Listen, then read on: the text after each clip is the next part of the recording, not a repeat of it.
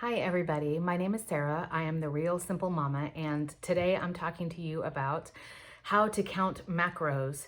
And this is going to be an introductory video from a non-trainer, non-nutritionist, just somebody who has done various diet plans over the years and now is counting macros. And I'm going to teach you all about what macros are, how you come up with macros, why you may want to do it as opposed to just a regular calorie deficit, and a whole bunch of tips and suggestions on how to get started if it sounds like it might work for you. So I'm going to be talking to you just like I would be talking to a friend across the table over a cup of coffee, just an introductory lesson to counting macros. So what are macros? Well, first of all, the name macros, as far as this type of calorie counting, is not really a great name. Macros is short for macronutrients, macro just meaning major and essential. And that basically stands for carbs, fat, and protein, which are three of the most important nutrients that your body needs to just function and to just survive. And the way that macro tracking or macro counting works is, yes, you are still in a calorie deficit if that's your goal, if fat loss is your goal. People also can use macro counting to do things like bulk up, which is where you're trying to put on a ton of muscle, or a lot more experienced bodybuilders do what's called a cut, and they can alternate bulks and cuts to just get as much fat percentage off their body as possible and then to really tank up on muscle. So technically, if you're wanting to lose weight, which is the emphasis that I'm talking about, that's what I'm doing. If you want to lose weight, technically being in a calorie deficit will get fat off of your body. And there was a study done in 2010 where a guy just ate a calorie deficit worth of Twinkies and he lost weight, even though literally all he ate every day was Twinkies. Now, he probably felt really terrible and probably didn't look great, but the scale was technically going down. The same can be said if you remember Jared from the Subway commercials. Jared, who ended up in the hospital, I think, because he was so malnourished. But technically, you can just eat whatever you want, and it can be terrible for you. It can be completely unbalanced, and it can be junk. But as long as you are technically putting less in than you're burning out, you're going to lose weight. So the difference with macros is, instead of just getting you skinny, you are able to specifically target fat in your body and say, I don't want to lose muscle. I don't want my body to be eating muscle or anything that is beneficial in my body. I want to just get rid of fat. And this is particularly useful if you are somebody who works out. Now, you can definitely track macros if you do no activity at all. If you don't get very many steps a day, if you don't work out, that's totally fine. But one thing that I was attracted to macros, and if you want to know the way I got started in macros, I had done Weight Watchers for years and lost probably 55 pounds on Weight Watchers, but I stalled out. I was working out heavily every day and I was following the Weight Watchers plan, but I wasn't really losing. And so I thought I was ready to go just to the next level. And first of all, when I got a trainer who started getting me a different workout plan and getting me on macros, we kind of cross-referenced what I had been eating on Weight Watchers, and I was in way too low of a deficit to where my body was basically like, no, I'm not dropping any weight. It feels like she's in some sort of apocalyptic depression or something, to where she's in starvation mode, so I'm not dropping anything. And second of all, I've really started to feel like diet plans like Weight Watchers, or even the ones like Atkins and Jenny Craig, you're not really learning about what you're putting in your body or why. You're just putting one of their frozen dinners in the microwave because that's what they told you to eat. Or, I'm eating a banana versus chips because the banana was 0 points and the chips are however many points on Weight Watchers. But just one basic point value isn't really telling you all of the different data with food. The other problem we've got in our society is we say that fat is a bad word and you should never eat any fat in anything and you should never have any sugar in anything. But really, when you start looking at foods, there are good fats, there are complex carbs that are fine and good for you. Your body needs those things. And so in my opinion, counting macros is really just a way for you to have a balanced understanding of food. You're not afraid of certain foods. You learn how to balance things that you need and fit in the things that you want, as long as you just stay on that budget. Okay, so now that I have my adorable but not super useful assistant here, this is Penny Lane, and she'll just be here in the video so I can keep going. So what's the difference between macros and just a basic calorie counting? Well, in tracking macros, you are still in a calorie deficit if your goal is weight loss. So the basic premise is the same, But where other diet plans or other just ways of counting calories, you're just trying to stay under a threshold. With macros, they say, yeah, we want you to stay under the threshold, but we want you to eat a certain amount of calories worth of carbs and protein and fat. So basically you have the main goal of your calorie deficit, and I'll use my numbers here in a minute so we can talk a little bit more specific and you can see exactly what it looks like. But with macros, you have the goal of the calorie deficit, but then you have mini goals underneath that, more specific parameters. And how do we figure that out? And this is where we get into the science of macros a little bit, which I think is really interesting. So for me, for counting my macros, I have a certain number of grams is the measurement, right? That's the unit that we're going to use. I have so many grams of protein every day, grams of fat, and grams of carbs. And those numbers, when you multiply them by how many calories they are per gram, and I'll show you that on my dry erase board here in a minute, then that equals my number of calories. So actually, we didn't figure out my calorie deficit first. We figured out what we thought I needed as far as protein, carbs, and fats first, and then that ended up equaling my calories. And to be honest, I use MyFitnessPal as the app that I use. It's the app that I have paid to use, the one that I've tried that I like the best. I'm not affiliated with anybody. I'm not paid by anybody. My Macros Plus is also really good. You could use Lose It. You could use Plate. There's other options, but do find an app, and I'll give you more suggestions in a minute. Do find an app that allows you to put in your macro goals, not just a calorie goal. Does that make sense? So you want the app to tell you, yes, you need to help me hit this protein goal as far as grams, right?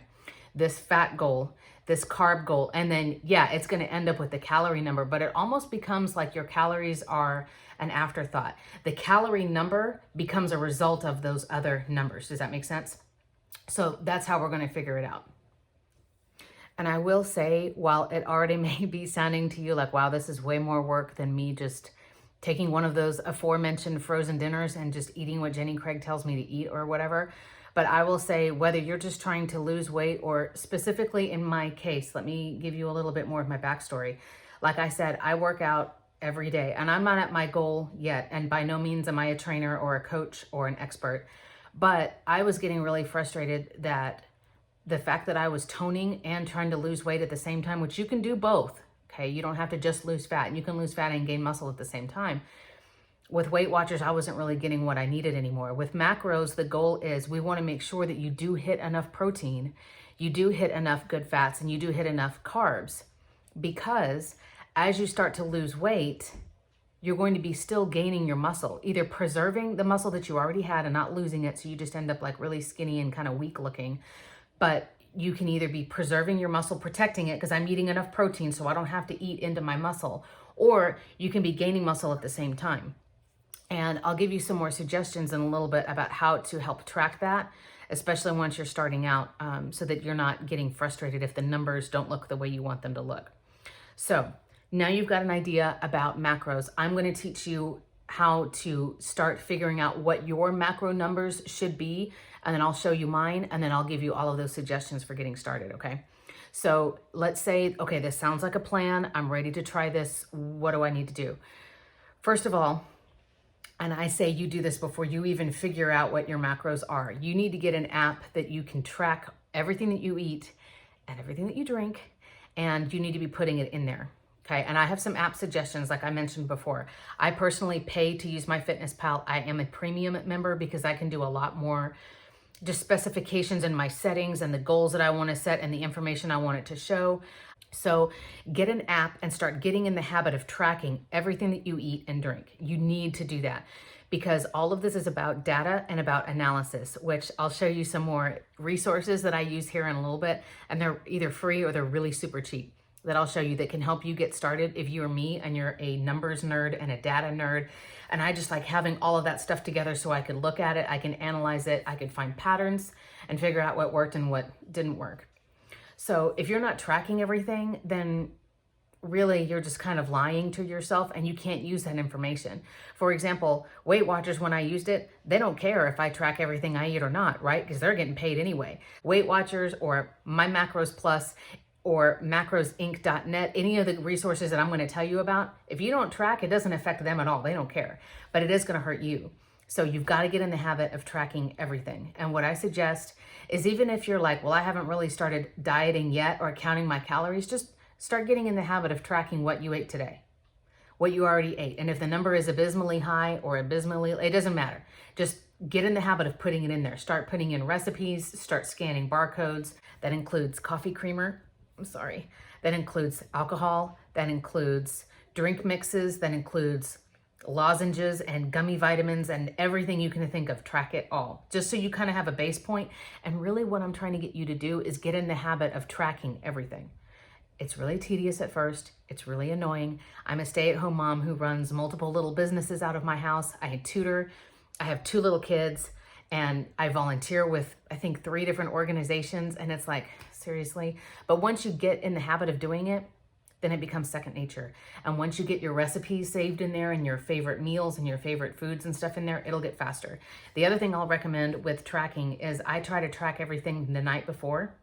So like after I put my kids in bed and I come and I sit down and I'm having my tea before I go to bed or whatever, I pull my phone out and I get on MyFitnessPal and I start to pre-track to the best of my ability what I'm going to eat tomorrow.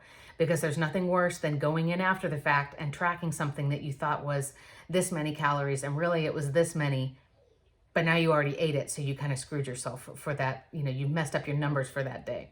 So pre-track when you can. So you need to do that.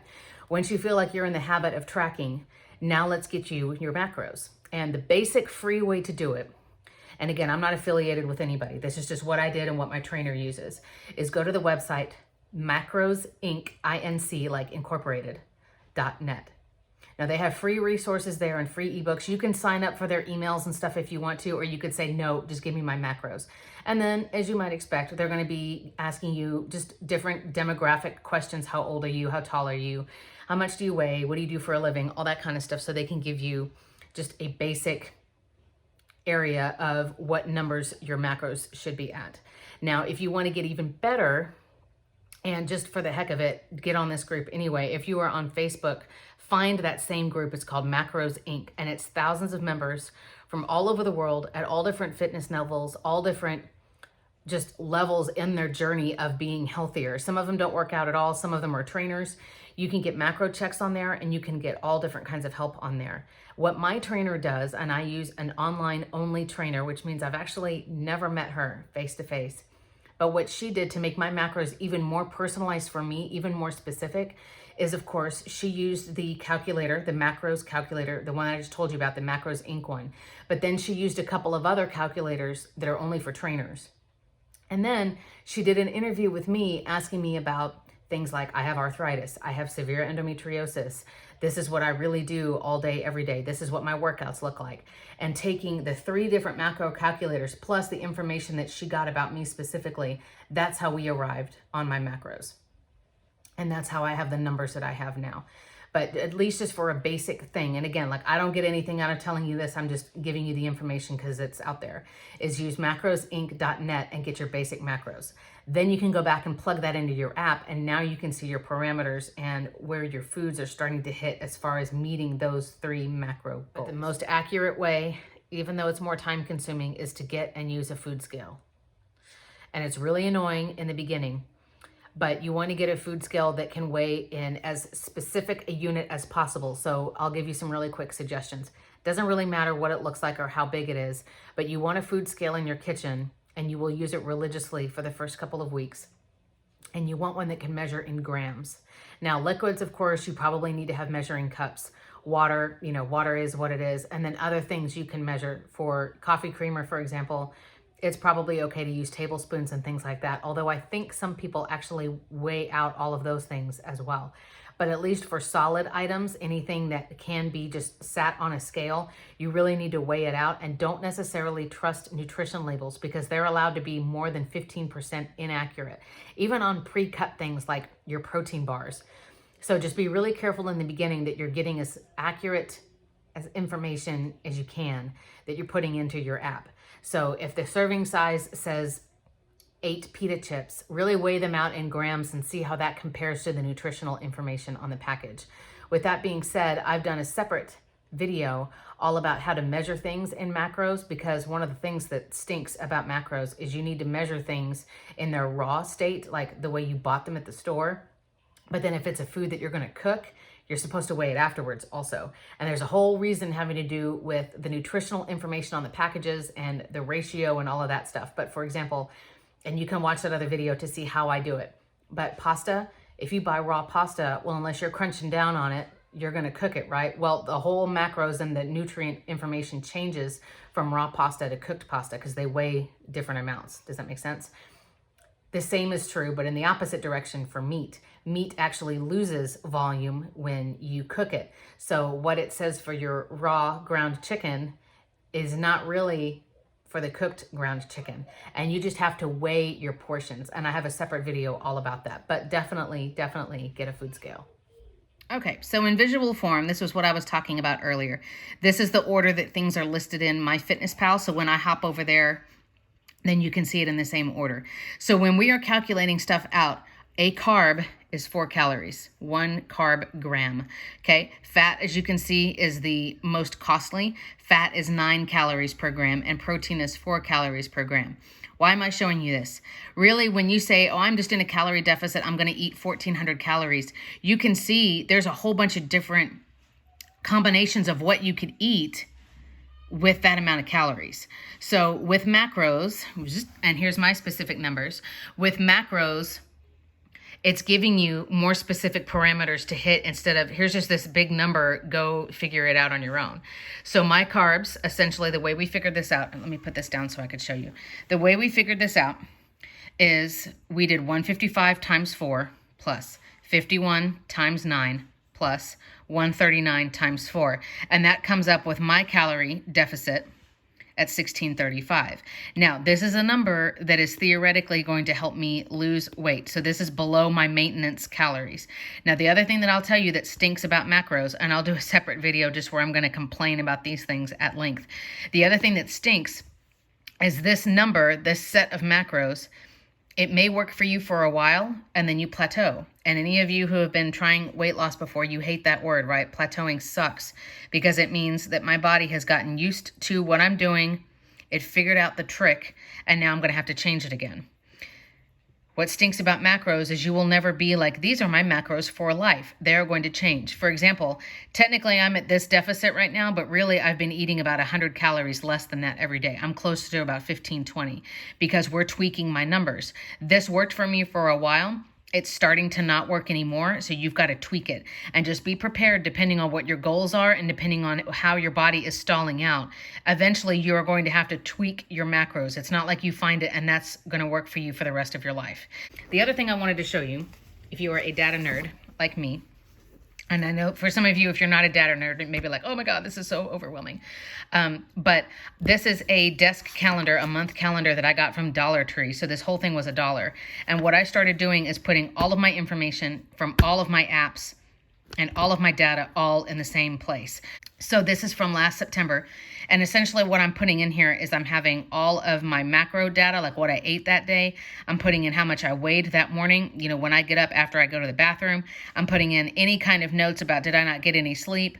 Was I having a particularly bad pain flare up because I have a pain condition? You know, what kind of stuff is going on? What were my workouts? And that way I have all of my data in one place. Then if I start to see over time, the scale was going down and down and down and down and down, and this looks awesome, then I could kind of go back and figure out trends.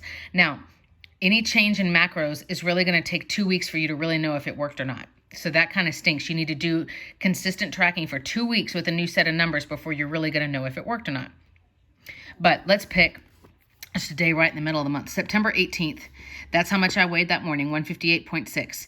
This is the data, and of course I have to go and do this after the fact. But that's how many calories I ate that day. So I circled it because it was like, oh my gosh, girl, you ate like way too much that day, right? And so this was my carbs, my fat, and my protein.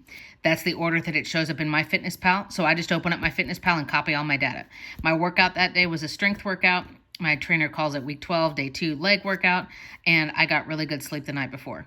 But you can see I put like, I'm sick and I'm hungry. I'm really busy. My son was starting up stuff with scouts.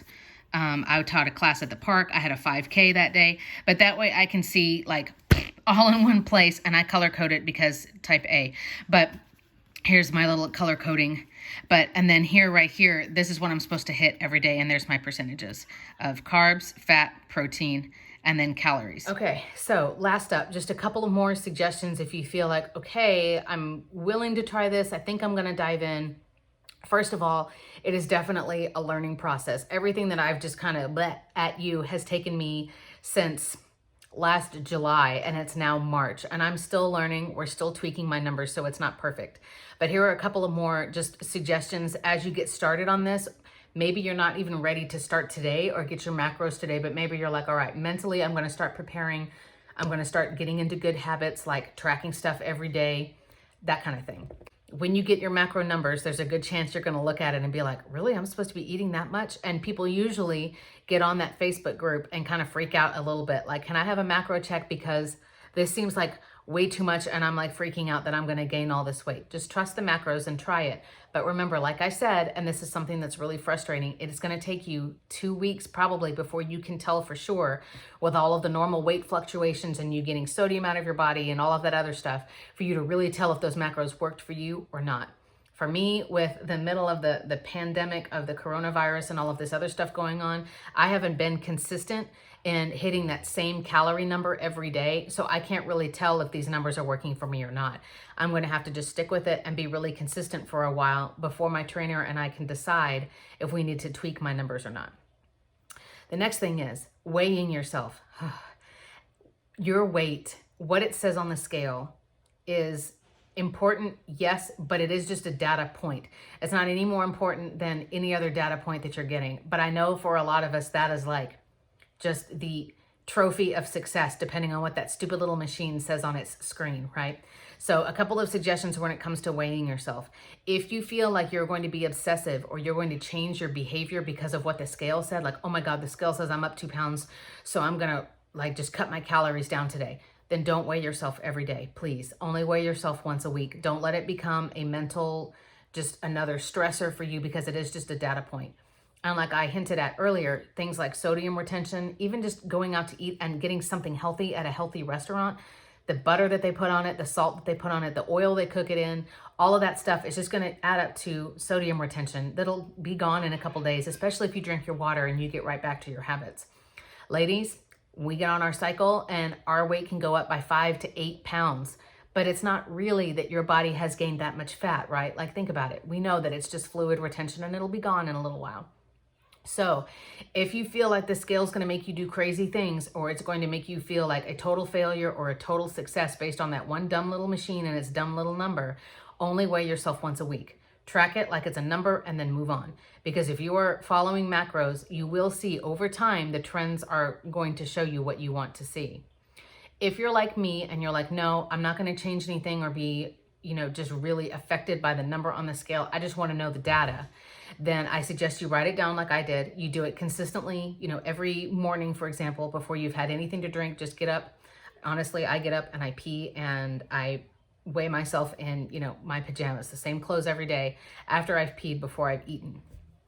And then I recommend another app called Happy Scale. And it is just a little indie app. It's free, but you can donate to them if you want to. I did.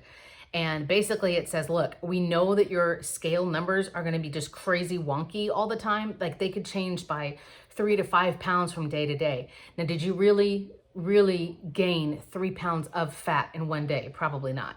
If you really think about it, remember what we looked at?